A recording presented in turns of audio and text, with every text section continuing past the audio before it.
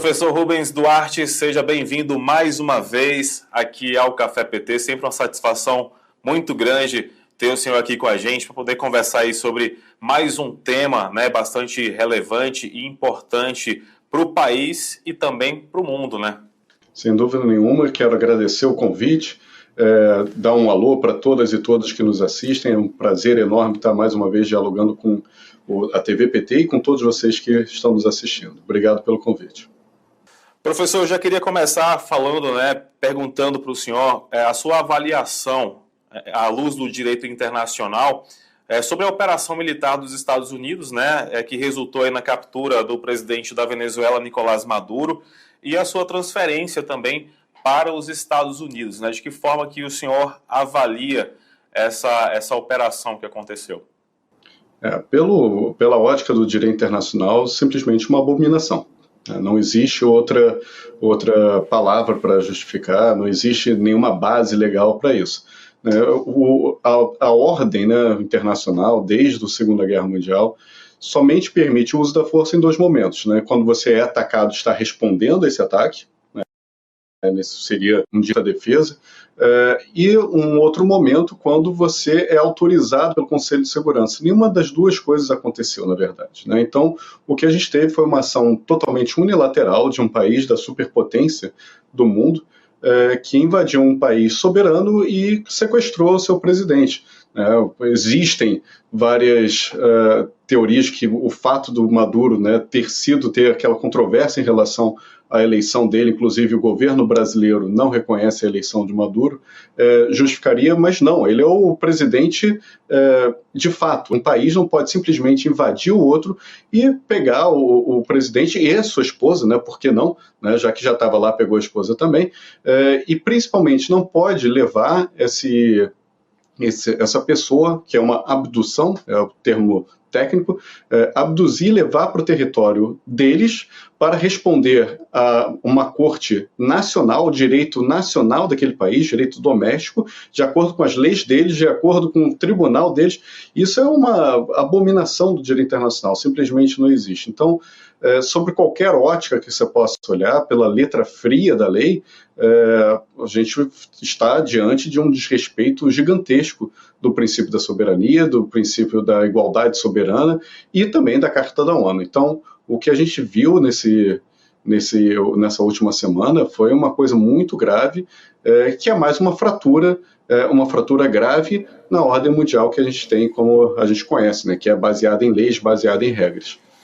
Professor, isso inclusive serve até como um precedente, porque isso dá uma certa insegurança para qualquer país, saber que a qualquer momento isso poderia acontecer em outros países, até mesmo o Brasil também estaria sujeito a uma operação como essa. Não sei se o senhor avalia também dessa forma, mas também para ficar claro em relação aos elementos que configuram realmente essa violação à soberania de um país. Então, realmente, para que haja uma operação como essa que os Estados Unidos fez na Venezuela, na capital do país, em Caracas, é preciso que obedeça uma série de critérios para que o país realmente possa ou pudesse fazer uma ação como essa,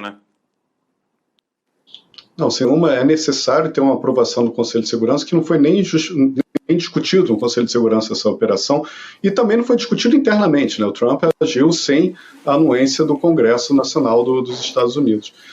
E é extremamente grave por tipo de invasão militar a outro país, para abduzir alguma pessoa daquele país, é um desrespeito do direito internacional. Matou 80 pessoas, pelo que eu sei, por volta de 80 pessoas no caminho, bombardeou instalações, invadiu o espaço aéreo, o mar também e o território. E fica ainda mais grave uma vez que a gente se lembra que o presidente, ele por extensão da soberania de um Estado, ele está protegido por uma certa imunidade internacional. Isso foi totalmente ignorado, completamente ignorado, e enfim, a gente está vendo e vivendo as consequências disso. E nesse sentido, eu concordo com a sua leitura de que todos os países da região ficaram um pouquinho mais fragilizados nesse momento, porque não é só a Venezuela. né? Ele fez isso para a Venezuela e logo depois o Marco Rubio, que é o secretário de Estado dos Estados Unidos, que é equivalente ao nosso ministro das Relações Exteriores, ele deixou muito claro que não jogue jogos, né? Não brinque com o presidente Trump, porque ele não está brincando. Qualquer outro país pode estar vendo uma questão igual, pode estar sofrendo uma operação igual. E citou nominalmente o presidente da Colômbia, mas para acontecer com o Brasil também é um passo, é um pouco mais difícil, óbvio, né, por causa da robustez que o Brasil tem, mas é claro que pode acontecer. Então, o que a gente viu, a gente está num momento, se eu posso falar, numa atmosfera nova, uma atmosfera de pressão constante dos Estados Unidos. Então, não importa em algumas decisões o que a população daquele país decide para si, ou a política pública que o governo democraticamente eleito decide para si. Precisa de uma acusação de Washington para continuar. E isso é muito negativo, né? Significa que tudo que a gente... Claro que quando a gente vive numa sociedade, né, quando a gente fala, fazendo um paralelo com o âmbito doméstico, né, quando a gente fala numa sociedade, nenhum direito de um indivíduo é completo, né? Porque você vive numa sociedade e o seu direito acaba quando começa do outro. No sistema internacional, a mesma coisa. É claro que você não é livre para agir do jeito que você quer, porque existe um sistema internacional e suas ações podem prejudicar outras sociedades, outras nações. Então, seu direito nunca é pleno. Mas agora, é claro que você tem um limite para isso, e você tem que precisar, né? Você ter uma autorização a cada medida que você fizer, uma estrutura que restringe suas ações, restringe sua agência, isso é muito negativo. Esse sistema internacional sempre vai restringir suas ações. Agora, a gente está num momento que isso está muito grande, né? Então, você está em eterna ameaça. Então, qualquer coisa que os decisores, os tomadores de decisores da América do Sul, da América Latina como um todo, fizerem, agora eles vão pensar, mesmo que inconscientemente, o que o Washington vai pensar disso. Isso é muito ruim, porque não é um fator que deveria ser pensado. Então, a partir do ataque à Venezuela, foi um ataque à América do Sul, à América Latina como um todo, né? Eles constantemente dizem, esse é o nosso hemisfério, esse aqui é o nosso backyard, né? O nosso quintal. Né? Eles tratam a gente como se fosse uma extensão da hegemonia deles. Isso é muito ruim. Isso é muito ruim porque, enfim, a gente tem que tomar decisões pensando no povo brasileiro, não em Washington. Então, o ataque à soberania venezuelana, indiretamente, causou também danos à soberania de todos os países da América do Sul, inclusive do Brasil. Isso é muito ruim. Professor Impacto até me respondeu, né, a próxima pergunta, mas eu acho que vale a gente também aprofundar um pouco sobre esse tema, que alguns analistas, inclusive, eles afirmam que a ação dos Estados Unidos, né, na Venezuela retoma a doutrina Monroe, né, e reforça aí um novo ciclo do imperialismo americano. Eu queria ouvir do senhor também se o senhor concorda com essa afirmação. Eu concordo plenamente. Eu já vi algumas análises dizendo que o que Trump vem fazendo não é nada diferente que outros presidentes dos Estados Unidos fizeram no passado recente, porque houve ataques sem a autorização do Conselho de Segurança, houve mudanças de regime durante outros governos, inclusive de democratas, não só de republicanos, é verdade. Só que agora, essa doutrina, né, retomar essa doutrina, essa atmosfera de medo, né, espalhada por todo o globo, isso é uma novidade do Trump. Né? O jeito que ele vem fazendo é uma novidade do Trump. A retórica que vem sendo utilizada, né, que não deixa dúvida nenhuma de que foi pelo petróleo, é uma coisa muito nova, né? Antigamente tentou se disfarçar, dizendo que, inventando um cartel que poucas pessoas ouviram falar, só que do nada ele controlava a Venezuela, e tentar justificar por isso, só que isso tudo caiu por terra no momento que, de fato, teve a operação, e o Trump deixou claro que o que ele queria mesmo era controlar a Venezuela, queria o petróleo. Então, a gente vê, sim, um novo momento de doutrina Monroe. Alguns falam até de doutrina Trump, né, mas eu acho que o documento de defesa dos Estados Unidos que acabou de ser lançado, acabou de ser publicado, ele cita a doutrina Monroe, ele é bastante duro com a América Latina, fala muito claramente de a América para os americanos, que não vão permitir nenhum outro tipo de potência extra-regional por aqui, no quintal deles. E o que mais deixa com receio é que isso é visto pelas políticas domésticas dos países como um fla-flu de polarização política doméstica. Isso é muito perigoso. O que a gente está falando é de soberania nacional, ou seja, um dos pilares da existência do seu Estado democrático de direito. Não é uma questão de esquerda ou direita, né? Ou das esquerdas e das direitas. A gente está falando da invasão de um outro país, a gente está falando da sua própria soberania. E assim como a doutrina Monroe foi, quando ela foi anunciada, alguns países da América do Sul apoiaram e outras não apoiaram, e aí a gente tem que fazer uma reflexão histórica, lembrando que o Brasil se aproveitou da doutrina Monroe para se proteger, ou seja, o Brasil foi um dos países favoráveis a uma presença, uma hegemonia dos Estados Unidos na região. Alguns outros países daquela época resistiram, né? Foi o caso, por exemplo, da Argentina. E hoje em dia a gente vê o inverso. A gente vê algumas, como aconteceu na reunião do Conselho de Segurança, alguns países da América do Sul e da América Latina concordando, né, dizendo parabéns, obrigado, a gente quer, na verdade, mais intervenções como essa. Foi o caso da delegação argentina, isso é muito preocupante, foi o caso da delegação do Panamá, né? Então, isso é muito preocupante porque algumas forças domésticas do Brasil estão dispostas a abrir mão da sua própria soberania, ou seja, abrir mão de um dos pilares do funcionamento do seu Estado, em troca de poder político de suas políticas públicas aqui domesticamente. Isso é muito grave, né? Essa incapacidade da gente tem de superar esse fla-flu que existe, né? E isso também reverbera para os partidos de esquerda. A gente sabe que muitos partidos de esquerda tinham uma proximidade, o mesmo nas últimas eleições. Isso é uma coisa que a gente tem que rever também, porque existem alguns princípios que a gente tem que ficar acima de tudo. Soberania é um deles. Respeito à democracia é um deles. Né? O republicanismo é um deles.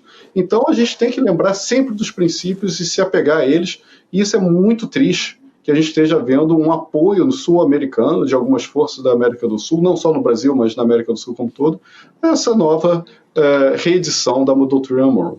Isso é muito prejudicial para o Brasil. A gente observa muito, né, esse incentivo a abrir mão mesmo da soberania do Brasil, principalmente por parte de grupos extremistas de direita. A gente tem observado essa questão, mas existe um preço para isso, né? A gente tem visto aí na Venezuela, inclusive, justamente isso, né? O presidente Donald Trump afirmou que vai administrar a Venezuela por um tempo indeterminado, não explicou como vai ser feita como será feita nessa administração, mas como o senhor falou, existe um interesse muito maior por trás disso, né? Um interesse realmente em administrar principalmente os recursos naturais do país, né, professor? Não, o interesse ali é o petróleo, sempre foi. E uma coisa interessante, eles não estão interessados em usar o petróleo da Venezuela, mas eles estão interessados em controlar a produção para que outros países não tenham acesso a ele. E com isso vira uma arma geopolítica, né, mundial. Claro, o futuro, a gente sabe que em algumas décadas a gente não vai usar tanto petróleo assim para a produção de energia. O futuro é elétrico.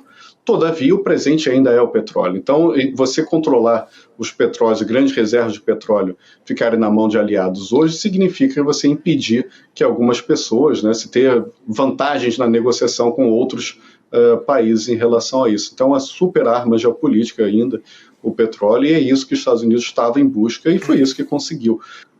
E essas declarações do Trump são muito perigosas, né? Nós vamos governar o país, nós que estamos no poder. Isso é muito perigoso, porque tem uma presidente lá, que é a vice-presidente do Nicolás Maduro. Ela foi empossada como presidente agora interina, né, enquanto, teoricamente, não se resolve a questão do Maduro. Muito provavelmente não vai se resolver durante o mandato dela, mas tem uma presidente lá. E, ao mesmo tempo, tem um outro presidente, uma potência exterior, dizendo não, na verdade somos nós que estamos no controle. Qual dos dois? Você cria uma incerteza, uma insegurança, um vácuo de poder, uma eterna momento de fragilidade daquele governo, que, enfim, tudo bem, a gente sabe que o novo governo da Venezuela vai ser muito mais complacente em relação ao petróleo, mesmo porque parece que essa transição tinha sido negociada de poder, tinha sido negociada anteriormente. Então, existem algumas suspeitas de traição em relação ao Maduro, tudo mais, que me parecem bastante razoáveis pelo jeito que essa transição estava sendo feita. Mas e aí? Como é que ela vai ter legitimidade diante do seu próprio povo, uma vez que o Trump fica constantemente dizendo que ela é uma marionete? Como é que funciona? Sim. Como é que você governa assim? Isso é muito perigoso. E, ao mesmo tempo, isso é uma tradição da oposição venezuelana, já temos um novo presidente que foi autodeclarado. A gente teve o Guaidó e agora a gente tem mais um, que é apoiado pela Marina Corina Machado, que é ganhadora do Prêmio Nobel e tudo mais, que o Trump já disse que ela não tem o respeito do povo venezuelano e, portanto, não tem a capacidade de governar. Ou seja, quem está decidindo quem vai ser presidente ou não é o Trump de verdade. Tá? Vai ter uma nova eleição? A gente não sabe. Como é que vão ser essas novas eleições, se houverem? A gente não sabe. Então, é um momento de muita incerteza e esse talvez seja o maior perigo.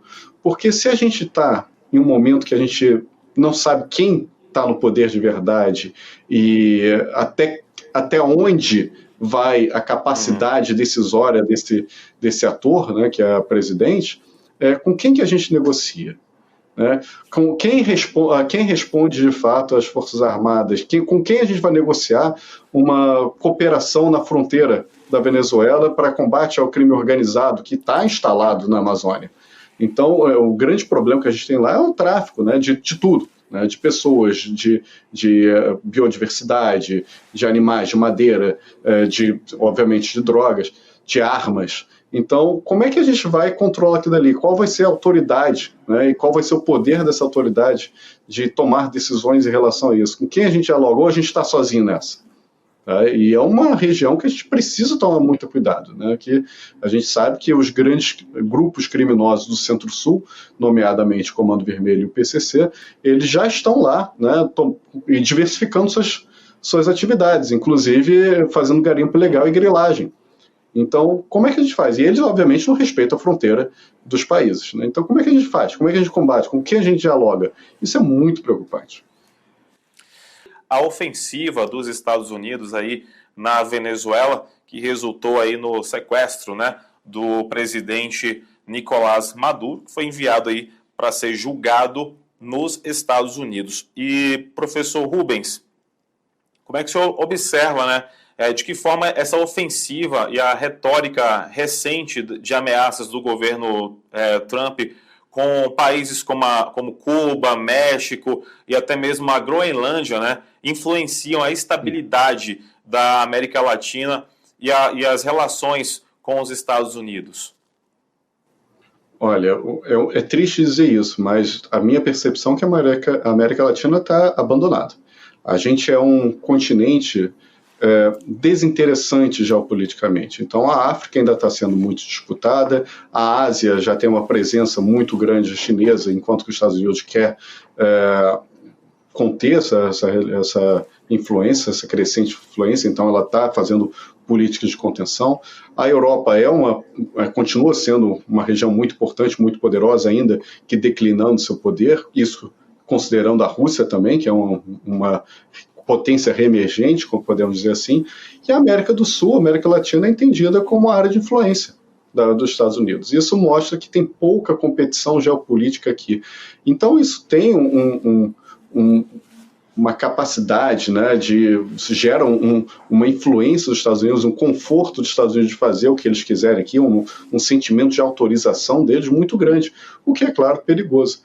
A novidade que a gente tem aí é a Groenlândia, porque a Groenlândia pertence a um país europeu. E é muito interessante ver como é que a Europa está se comportando no cenário internacional. Porque quando a Rússia invadiu a Ucrânia, e tudo bem, houve um histórico, houve uma aproximação muitas vezes indevida com com ações muito estranhas da Europa na Ucrânia, né, para que ela abandonasse a Rússia, mas agora houve uma invasão. Né, e a diplomacia brasileira é muito clara nisso. Né? Houve uma invasão, houve um momento de desrespeito ao direito internacional quando a Rússia invadiu o território ucraniano. E aí, naquele momento, os europeus correram para dizer que o problema regional, aquela guerra que é regional, era um problema do mundo inteiro. E todo mundo deveria se unir, fazer sanções contra a Rússia, enviar ajuda militar à Ucrânia. Chegou a ter uma certa rusga diplomática entre o Brasil e a Alemanha por causa disso, por causa do envio ou não de Guaranis. O Brasil decidiu não enviar Guaranis para... Guaranis é um carro de combate blindado que nós temos, né, de produção brasileira. O Brasil decidiu não enviar para a Alemanha. Isso gerou uma rusga. Agora, no momento em que existem crises em outras regiões, a Europa simplesmente lava suas mãos. Foi assim que aconteceu em Gaza, com o genocídio, foi assim que aconteceu na Venezuela. Você olha o posicionamento dos países europeus, eles condenam o desrespeito ao direito internacional, mas logo depois passam pano dizendo que o governo Maduro era isso, era aquilo. Né? Isso é problemático demais. Né? A gente tem potências muito importantes que têm direito a veto do Conselho de Segurança, dizendo, olha, eu não concordo, mas eu entendo. Isso é ruim. E aí chega o Trump, logo depois da invasão da Venezuela, olha para a Groenlândia. Quem sabe, né, se essa questão da Groenlândia escalar, a Europa não reveja seu posicionamento e entenda que o direito internacional, na verdade, abre precedentes. O desrespeito ao direito internacional abre fraturas na ordem mundial e eles podem ser os próximos. Da mesma forma que a gente tem que entender isso aqui também na América do Sul. Né? Uma vez que a Venezuela foi invadida, pessoal, a gente pode ser o próximo. Né? Não vejo nenhuma razão, no momento, né, que a gente vem falando, não tem nenhum indício que sugira que a gente vai ser invadido em um momento próximo. Não se trata disso. Mas a gente está vendo uma soberania fragilizada. Tem um precedente muito perto da gente. O precedente antes disso era uma invasão na Nicarágua, que não foi nem nesse século. Então, agora a gente tem da semana passada, né, e um presidente prometendo que vai ter mais. Então, isso é um momento muito complicado do direito internacional e isso, obviamente, muda todas as relações diplomáticas do mundo. Agora, falando aí, né, nessas ameaças ofensivas e tudo mais que a gente tem visto aí por parte dos Estados Unidos, professor Rubens, como é que fica a ONU em meio a isso tudo? Né, em relação a... Como que você observa a reação, né, da ONU em relação a essas ofensivas e sobre também a importância realmente de se defender a soberania dos países? Existe uma falta de entendimento muito grande que a gente vê, não daqui do Café PT, obviamente, mas que a gente vê nas redes sociais, tudo mais, muita gente escrevendo nas redes sociais profissionais, falando a ONU não serve para nada, não sei o quê. Pessoal, vamos lá, a ONU, primeiro, se está ruim com ela, pior sem ela. Isso é um ponto pacífico que a gente deve começar. Segundo, a ONU não decide nada. Tá? Quem decide são os países que compõem a ONU. A ONU é uma plataforma para essa negociação. Exatamente. Então não é o secretário-geral da ONU que decide intervir, decide fazer aquilo. Não, é o Conselho de Segurança. E agora, o Conselho de Segurança, do jeito que ele está funcionando hoje, né, não condenando a Rússia, não condenando Israel, não condenando os Estados Unidos por esses ataques, ele está funcionando exatamente do jeito que ele foi planejado para funcionar. Quando eles estavam negociando a ONU, né, quando pensaram na questão do veto, era exatamente isso. O poder de congelar o processo decisório da ONU quando for do interesse desses 5 membros permanentes. Então, a gente está vendo o Conselho de Segurança que vai dialogar, porque precisa dialogar. É importante que o Conselho de Segurança marque posição, é importante que os países estejam lá para fazer o discurso, que seja botar em votação uma resolução, mesmo que ela seja vetada, é importante para registrar um momento, para registrar a insatisfação. Tá? Agora, perfeito. Não é a expectativa que essa resolução seja aprovada. porque, enfim, não foi nada, Reino Unido, França e China. Então, como a gente está vendo uma questão de discutir os Estados Unidos, né, uma ação dos Estados Unidos, é extremamente provável que o Conselho de Segurança faça alguma coisa contra os Estados Unidos. Mas agora, é papel de todos os países do mundo, inclusive do Brasil, sim, usar o multilateralismo para fazer aumentar os custos dessa operação. Então, não fazer, né, desistir do multilateralismo não é uma opção, tá? Porque a gente está fazendo isso para aumentar os custos de uma possível nova aventura dos Estados Unidos ou de outro país. Se a gente ficar quieto e aceitar, dizer, tudo bem, e se conformar, o multilateralismo acabou, a ONU não serve para nada, aí a gente está num momento muito pior, né, que a gente legitima as ações, mesmo que seja por negligência ou omissão. Isso não é uma opção para a gente, porque se a gente volta para um mundo em que o mais forte prevalece sempre, que não existem regras, que não existe diálogo, né, a gente está ferrado, porque o Brasil não é uma potência. A gente está lá mais ou menos na meiuca da hierarquia internacional de poder. Então, se a gente concordar com isso, simplesmente a gente está concordando com o fim do Brasil, o fim do Brasil como ator internacional, com uma capacidade decisória. Isso é muito ruim para todos nós, né? Então, o que a gente está fazendo é tentando reforçar o multilateralismo, mesmo que a gente esteja num momento muito difícil do multilateralismo, é inegável. Só que, assim como a democracia, o multilateralismo tem seus custos, nunca foi fácil.